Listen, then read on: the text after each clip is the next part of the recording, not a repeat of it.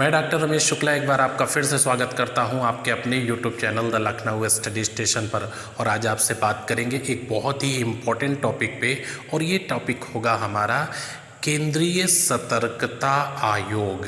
केंद्रीय सतर्कता आयोग यानी सेंट्रल विजिलेंस कमीशन, जिसको शॉर्ट में सीबीसी कहते हैं। ये एक केंद्रीय जांच एजेंसी है जो सीबीआई और लोकपाल के साथ साथ कार्य करती है।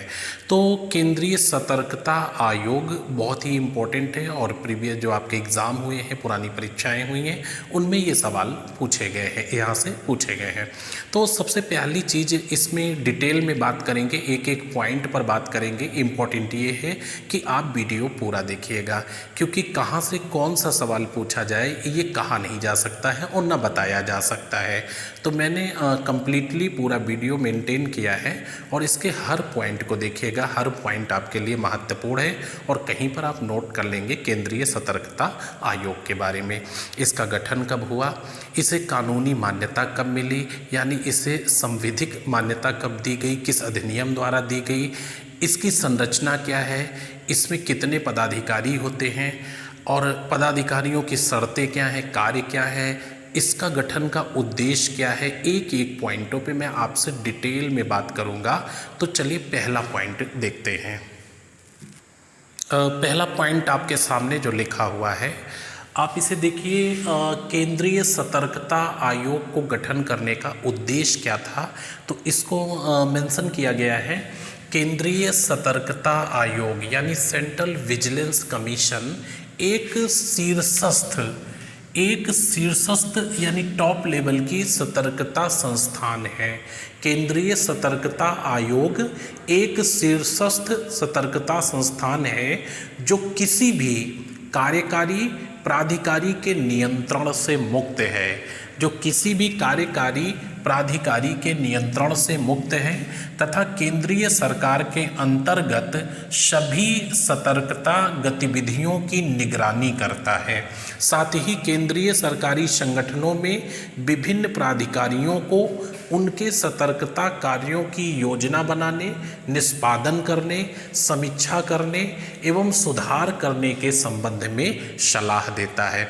यानी केंद्रीय सतर्कता आयोग के गठन का उद्देश्य क्या है, मोटो क्या है, तो ये चीज़ इस पैरा में क्लियर की गई है, जो मैंने शुरुआती दौर में बताया है कि केंद्रीय सतर्कता आयोग एक शीर्षस्थ सतर्कता संस्थान है जो किसी भी कार्यकारी प्राधिकारी के नियंत्रण से मुक्त है, तथा केंद्रीय सरकार के अंतर्गत सभी सतर्कता गतिविधियों की निगरानी करता है। साथ ही केंद्रीय सरकारी संगठनों में विभिन्न प्राधिकारियों को उनके सतर्कता कार्यों की योजना बनाने, निष्पादन करने, समीक्षा करने एवं सुधार करने के संबंध में परामर्श देता है। इसका नेक्स्ट पॉइंट आप देखेंगे। पिछले पॉइंट में आपने जो डेफिनीशन देखा केंद्रीय सतर्कता आयोग, तो इसका उद्देश्य देखा, उसमें सतर्कता शब्द बार बार आ रहा था। तो आपकी जिज्ञासा को शांत करने के लिए मैंने पहले विजिलेंस यानी सतर्कता शब्द के बारे में बताया है। तो इसे आप देख लीजिए, सतर्कता अर्थात विजिलेंस का मतलब क्या है। सतर्कता का अर्थ विशेष रूप से कर्मियों, सतर्कता का यानी विजिलेंस का अर्थ विशेष रूप से कर्मियों तथा सामान्य रूप से संस्थानों, विशेष रूप से कर्मियों तथा सामान्य रूप से संस्थानों की दक्षता एवं प्रभावशीलता की प्राप्ति के लिए, दक्षता एवं प्रभावशीलता की प्राप्ति के लिए स्वच्छ तथा त्वरित प्रशासनिक कार्रवाई सुनिश्चित करना, क्योंकि सतर्कता का अभाव अपव्यय, हानि एवं आर्थिक पतन का कारण बनता है। यानी विजिलेंस क्या है और विजिलेंस क्यों आवश्यक है। तो विजिलेंस क्या है और विजिलेंस क्यों आवश्यक है, ये चीज़ हमने आपको सतर्कता के अंतर्गत बता दिया। नेक्स्ट पॉइंट है, भारत में केंद्रीय सतर्कता आयोग यानी सेंट्रल विजिलेंस कमीशन सीवीसी की स्थापना 11 फरवरी 1964 को हुई। वेरी इंपॉर्टेंट पॉइंट, बिल्कुल याद रखिएगा। भारत में केंद्रीय सतर्कता आयोग की स्थापना 11 फरवरी 1964 को हुई, और इसका मुख्यालय नई दिल्ली में है। आइए नेक्स्ट पॉइंट पर।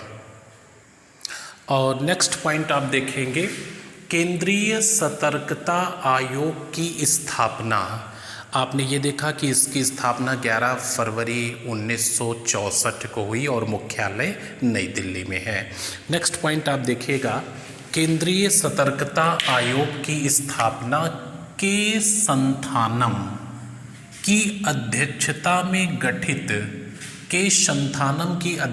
में गठित भ्रष्टाचार निरोधक समिति, यह समिति के संथानम की अध्यक्षता में 1962 में गठित की गई थी और इसने अपनी रिपोर्ट 1964 में प्रस्तुत की। तो 1962 में गठित की गई कमेटी के संथानम की अध्यक्षता में और 64 में जब रिपोर्ट दी तो उस रिपोर्ट की सिफारिश के आधार पर 11 सितंबर 2000 ये इसकी स्थापना जो है उस रिपोर्ट की सिफारिश के आधार पर की गई। तो आप यहाँ तक पहले देखिए, है ना। केंद्रीय सतर्कता आयोग की स्थापना के संथानम की अध्यक्षता में गठित भ्रष्टाचार निरोधक समिति की सिफारिश के आधार पर की गई, जिसे संसद द्वारा 11 सितंबर 2003 को पारित केंद्रीय सतर्कता आयोग अधिनियम 2003 के द्वारा संविधिक दर्जा प्रदान किया गया। तो इस पॉइंट में दो बातें लिखी हुई हैं। पहला पॉइंट तो ये है कि जो केंद्रीय सतर्कता आयोग है यानी सेंट्रल विजिलेंस कमीशन CVC है, इसकी जो स्थापना हुई है वो के संथानम समिति जो भ्रष्टाचार निरोधक समिति थी और 1962 में गठित हुई थी, 1964 में अपनी रिपोर्ट देती है। तो इस कमेटी की अनुशंसा के आधार पर CVC का गठन किया जाता है। लेकिन इसे कानूनी मान्यता कब मिलती है, तो मैं आपको बता दूं कि 1998 में एक अध्यादेश ला करके इसको कानूनी मान्यता देने का प्रावधान किया गया था, लेकिन अध्यादेश पारित ना हो पाने के कारण वह रद्द हो गया था। तो 2003 में राज्यसभा और लोकसभा से पारित होकर के 11 सितंबर 2003 को जब राष्ट्रपति के हस्ताक्षर हुए केंद्रीय सतर्कता आयोग अधिनियम 2003 पर, तो उस समय से इसे संविधिक दर्जा प्रदान हो गया था। तो ये दो बातें ध्यान रखिएगा। नेक्स्ट पॉइंट आपका लिखा हुआ है कि यह आयोग यानी CVC की बात की जा रही है, यह आयोग किसी भी मंत्रालय यानी मिनिस्ट्री अथवा विभाग के अधीन नहीं है। यह आयोग यानी केंद्रीय सतर्कता आयोग किसी भी मंत्रालय अथवा विभाग के अधीन नहीं है। यह एक स्वतंत्र निकाय है यानी इंडिपेंडेंट बॉडी है। यह एक स्वतंत्र निकाय है जो केवल संसद के प्रति उत्तरदायी है। तो ये दूसरा पॉइंट भी काफ़ी इम्पोर्टेंट है। ये एक इंडिपेंडेंट बॉडी है यानी स्वतंत्र निकाय है, ये किसी विभाग या मंत्रालय के अधीन काम नहीं करता है और अपनी रिपोर्ट जो है या अपना प्रतिवेदन जो है वो पार्लियामेंट को सौंपता है, संसद को सौंपता है और अंतिम रूप से संसद के प्रति ही उत्तरदायी होता है। आइए नेक्स्ट पॉइंट पर। और यहाँ पे मैं एक सुप्रीम कोर्ट का निर्णय था ये केंद्रीय सतर्कता आयोग को लेकर के, तो इस चीज़ को दिखा रहा हूँ और उसके बाद भारत सरकार ने क्या व्यवस्था की थी वो देखिए। दोनों पॉइंट यहाँ पे हमारे लिए इम्पोर्टेंट है और ये पूछा भी जा सकता है। इससे रिलेटेड जो है आपका UPSI 2017 में जो है 13 दिसंबर के पेपर में एक सवाल आया था, तो वो भी मैं अभी इसके बाद आपको दिखाता हूँ। पहला पॉइंट आप देखिए, विनीत नारायण एवं अन्य, विनीत नारायण एवं अन्य बनाम भारत संघ, ये एक सुप्रीम कोर्ट का वाद था। तो विनीत नारायण एवं अन्य बनाम भारत संघ 1997 के निर्णय में सर्वोच्च न्यायालय ने CBC यानी सेंट्रल विजिलेंस कमीशन की अग्रणी भूमिका के बारे में निर्देश जारी किए। विनीत नारायण एवं अन्य बनाम भारत संघ 1997 के वाद में सर्वोच्च न्यायालय ने केंद्रीय सतर्कता आयोग की अग्रणी भूमिका के बारे में निर्देश जारी किए। इस निर्णय में न्यायालय ने केंद्रीय अन्वेषण ब्यूरो यानी सेंट्रल इन्वेस्टिगेशन ब्यूरो यानी CBI की भूमिका की आलोचना करते हुए यह निर्देश दिया था कि CBC को यानी केंद्रीय सतर्कता आयोग को CBI यानी सेंट्रल ब्यूरो ऑफ इन्वेस्टिगेशन के ऊपर एक पर्यवेक्षी भूमिका सौंपी जानी चाहिए। यानी सीबीआई के कार्यों का जो पर्यवेक्षण करेगा, सुपरविजन करेगा, वो सीबीसी करेगा। आपने देखा कि यहाँ पे सीबीसी की इम्पोर्टेंसी को दिखाया गया। सुप्रीम कोर्ट का निर्णय था और वाद आपके सामने लिखा हुआ है, जिसमें सुप्रीम कोर्ट ने कहा था कि सीबीआई की आलोचना करते हुए कहा था कि यह निर्देश दिया था कि सीबीसी को सीबीआई के ऊपर एक पर्यवेक्षी भूमिका सौंपी जानी चाहिए। तो वेरी इंपॉर्टेंट पॉइंट, ये केस ध्यान रखिएगा। अच्छा, इसी को रेफरेंस में रखते हुए भारत सरकार ने क्या किया, ये इंपॉर्टेंट है। अप्रैल 2004 के जनहित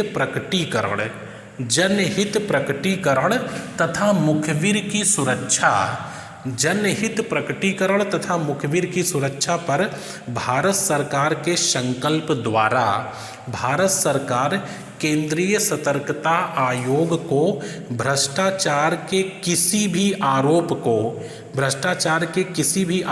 को प्रकट करने अथवा कार्यालय दुरुपयोग करने संबंधित लिखित शिकायतें प्राप्त करने तथा उचित कार्रवाई की सिफारिश करने वाली एक नामित एजेंसी के रूप में प्राधिकृत किया। वेरी इंपॉर्टेंट पॉइंट, आप इसको ध्यान रखिएगा। और इसी से जो ऑब्जेक्टिव क्वेश्चन पूछा गया है वो आइए दिखाते हैं।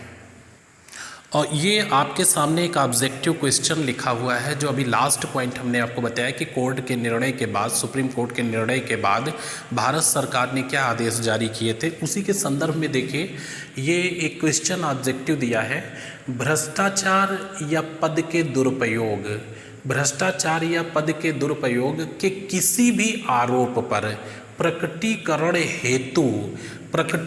हेतु लिखित शिकायत लेने के लिए भारत सरकार ने किसे नामित संस्था के रूप में प्राधिकृत किया है। ठीक है, भ्रष्टाचार या पद के दुरुपयोग के किसी भी आरोप पर प्रकटीकरण हेतु लिखित शिकायत लेने के लिए भारत सरकार ने नामित संस्था के रूप में किसे प्राधिकृत किया है।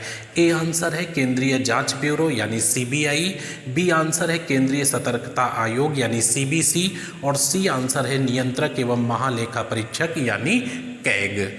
तो ये आपका यूपीएसआई 2017 के 13 दिसंबर की 3rd शिफ्ट में आया हुआ सवाल है। इसका आंसर आपको मिल गया होगा, आंसर भी सही है, केंद्रीय सतर्कता आयोग का। तो मैं बताना चाह रहा था सिर्फ कि क्वेश्चन किस तरह से और कहाँ से बनते हैं। बाकी इस पर क्वेश्चन अगर बनाया जाए ऑब्जेक्टिव पूरे टॉपिक पे तो 50 क्वेश्चन बन जाएंगे। इंपॉर्टेंट ये है कि एक एक फैक्ट आपको क्लियर होना चाहिए। आइए नेक्स्ट पॉइंट पर। और नेक्स्ट पॉइंट है आयोग की संरचना यानी स्ट्रक्चर ऑफ कमीशन। तो केंद्रीय सतर्कता आयोग की जो संरचना होगी यह एक बहुसदस्यीय निकाय है, यानी एक से अधिक मेंबर या अध्यक्ष इसमें होंगे। तो अध्यक्ष के अलावा सदस्य भी इसमें होंगे, यानी एक बहुसदस्यीय निकाय है। तो यह एक बहुसदस्यीय निकाय है जिसमें एक केंद्रीय सतर्कता आयुक्त जिसे अध्यक्ष एवं 2 अन्य सतर्कता आयुक्त होंगे जिन्हें सदस्य कहा जाएगा। यानी आयोग की जो संरचना होगी वो 3 लोगों से मिलकर के बनी होगी, जिसमें एक केंद्रीय सतर्कता आयुक्त और शेष 2 सतर्कता आयुक्त होंगे। तो केंद्रीय सतर्कता आयुक्त एवं सतर्कता आयुक्तों की नियुक्ति राष्ट्रपति द्वारा एक ऐसी समिति की सिफारिश पर की जाती है जिसमें प्रधानमंत्री बतौर अध्यक्ष एवं गृह मंत्री तथा लोकसभा में नेता विपक्ष सदस्य के रूप में शामिल होते हैं। यानी कहने का मतलब ये है कि जो सीबीसी के आयुक्त, केंद्रीय सतर्कता आयुक्त और शेष 2 सदस्य आयुक्त होते हैं, उनकी जो नियुक्ति होती है वो राष्ट्रपति द्वारा की जाती है। लेकिन राष्ट्रपति द्वारा जो नियुक्ति की जाएगी वो एक ऐसी कमेटी के रिकमेंडेशन पर की जाएगी जिसमें प्रधानमंत्री बतौर अध्यक्ष होंगे और उस कमेटी में भारत सरकार का गृह मंत्री शामिल होगा और साथ ही लोकसभा में नेता विपक्ष भी शामिल होंगे। तो इस 3 सदस्यीय समिति की सिफारिश के आधार पर इनकी नियुक्ति राष्ट्रपति द्वारा की जाएगी। आइए नेक्स्ट पॉइंट पर। नेक्स्ट पॉइंट आप देखेंगे, केंद्रीय सतर्कता आयुक्त एवं सतर्कता आयुक्तों का कार्यकाल 4 वर्ष या 65 वर्ष की आयु तक होगा, जो भी पहले पूरा होगा। 4 वर्ष का कार्यकाल होगा या 65 वर्ष की आयु तक होगा। तो ये काफ़ी इंपॉर्टेंट है। केंद्रीय सतर्कता आयुक्त एवं सतर्कता आयुक्तों का कार्यकाल 4 वर्ष या 65 वर्ष की आयु तक होगा। अवकाश प्राप्ति के बाद ये पदाधिकारी केंद्र सरकार अथवा राज्य सरकार के अधीन किसी पद पर नियुक्ति के लिए पात्र नहीं होंगे। यानी केंद्रीय सतर्कता आयुक्त या सतर्कता आयुक्त सेवानिवृत्ति के पश्चात या पदच्युत किए जाने के पश्चात भारत सरकार के या किसी राज्य सरकार के अधीन किसी भी पद पर नियुक्ति के पात्र नहीं होंगे। थर्ड पॉइंट लिखा है, केंद्रीय सतर्कता आयुक्त के वेतन भत्ते व अन्य सेवा शर्तें संघ लोक सेवा आयोग यानी union public service commission UPSC के अध्यक्ष के समान होंगी, लेकिन कार्यकाल के दौरान इनकी सेवाओं में कोई अलाभकारी परिवर्तन नहीं किया जा सकता है। यानी इनके 4 साल के कार्यकाल के दौरान किसी भी प्रकार की कटौती नहीं होगी। अच्छा, एक चीज़ और बता दूं यहाँ पे कि जो केंद्रीय सतर्कता आयुक्त है वह यूपीएससी के अध्यक्ष के समकक्ष माना जाएगा और जो अन्य आयुक्त हैं वो यूपीएससी के सदस्य जैसे होंगे और उनकी वेतन भत्ते सेवा शर्तें भी सदस्य जैसी ही होंगी। आइए नेक्स्ट पॉइंट पर। नेक्स्ट पॉइंट है, केंद्रीय सतर्कता आयुक्त एवं आयुक्तों की पदच्युत की प्रक्रिया क्या है, यानी उन्हें पद से हटाने का प्रावधान क्या है। तो सबसे पहली चीज़, इन्हें जो है राष्ट्रपति पद से हटा सकता है, पद से मुक्त कर सकता है, बस ये ध्यान रखिएगा। और उसके कारण क्या होंगे, यदि वह दिवालिया घोषित हो गया हो, यदि वह नैतिक चरित्रहीनता के आधार पर किसी अपराध में दोषी पाया जाए, अपने कार्य क्षेत्र से बाहर कोई लाभ का पद धारण कर ले, या मानसिक एवं शारीरिक कारणों से कार्य करने में राष्ट्रपति की दृष्टि में असमर्थ हो। यानी इन परिस्थितियों में राष्ट्रपति उसे पद मुक्त कर सकता है। तो केंद्रीय सतर्कता आयुक्त एवं अन्य आयुक्तों को पद मुक्त राष्ट्रपति के द्वारा निम्न परिस्थितियों में किया जा सकता है। आइए नेक्स्ट पॉइंट पर। और नेक्स्ट पॉइंट आपका है कि केंद्रीय सतर्कता आयोग के कार्य और अधिकार क्या हैं। तो इसमें वैसे तो बहुत लंबा है, लेकिन मैं मेन पॉइंट आपको 4-5 नोट कराए दे रहा हूँ। भ्रष्टाचार एवं कदाचार की गुंजाइश को कम करने के लिए संगठन की प्रक्रियाओं और मौजूदा नियमों की विस्तार से जांच करना, यह इसका कार्य होगा। संगठन में संवेदनशील भ्रष्टाचार की पहचान करना और इस तरह के क्षेत्र में तैनात कर्मियों पर नज़र रखना, यह कार्य होगा इसका। योजना प्रणालियों, विफलताओं और भ्रष्टाचार का पता लगाना तथा नियमित या आकस्मिक निरीक्षण करना और संदिग्ध अधिकारियों पर उचित निगरानी बनाए रखना। एक पॉइंट और इसका, ये देखिए लास्ट पॉइंट और आप देख लेंगे इसके कार्य और अधिकार के बारे में कि केंद्रीय सतर्कता आयोग के कार्य और अधिकार। तो यहाँ पे आचरण नियमों का पालन सुनिश्चित करने के लिए अधिकारियों, जैसे वार्षिक संपत्ति रिटर्न को देखना, जांच करना, उसकी बेनामी लेन देन पर नज़र रखना और अधिकारियों द्वारा स्वीकार किए गए उपहारों पर नज़र रखना। तो इस तरह से जो है केंद्रीय सतर्कता आयोग अपना कार्य करेगा और ये उसके अधिकार क्षेत्र में आएगा। अच्छा, एक पॉइंट और इम्पोर्टेंट यहाँ पे बता दूं कि वर्तमान में केंद्रीय सतर्कता आयुक्त जो हैं, यानी केंद्रीय सतर्कता आयोग के अध्यक्ष या चेयरपर्सन कह लीजिए, वो संजय कोठारी हैं। तो ये चीज़ ध्यान रखिएगा कि वर्तमान में केंद्रीय सतर्कता आयुक्त संजय कोठारी हैं और ये 1978 बैच के हरियाणा काडर के IAS अधिकारी हैं। 1978 यानी 1978 बैच के IAS ऑफिसर्स हैं हरियाणा काडर से। अच्छा, प्रथम केंद्रीय सतर्कता आयुक्त या चेयरपर्सन नितुर श्रीनिवास राव थे। तो अगर प्रथम पूछे तो नितुर श्रीनिवास राव थे और प्रेजेंट में पूछे तो संजय कोठारी थे। तो इस तरह से केंद्रीय सतर्कता आयोग यानी सेंट्रल विजिलेंस कमीशन यानी CVC के बारे में मैंने लगभग कंप्लीट करके और कलेक्ट करके आपको इन्फॉर्मेशन जो दी है वो हमारी परीक्षा के लिए पर्याप्त है। बस अब आप इसे नोट कर लें क्रम से, और नोट करने के बाद इसे आप विधिवत पढ़ें और इससे जो ऑब्जेक्टिव क्वेश्चन बनेंगे आप उसको निश्चित रूप से कर पाएंगे। अगर इस वीडियो लेक्चर में कहीं पे कोई कमी हो, कोई मिस्टेक हो तो आप कमेंट में लिखिएगा, उसे हम आपकी समस्या का निवारण करेंगे। और मिलते हैं नेक्स्ट किसी अच्छे से टॉपिक पे, तब तक के लिए बहुत सारी शुभकामनाएं। धन्यवाद।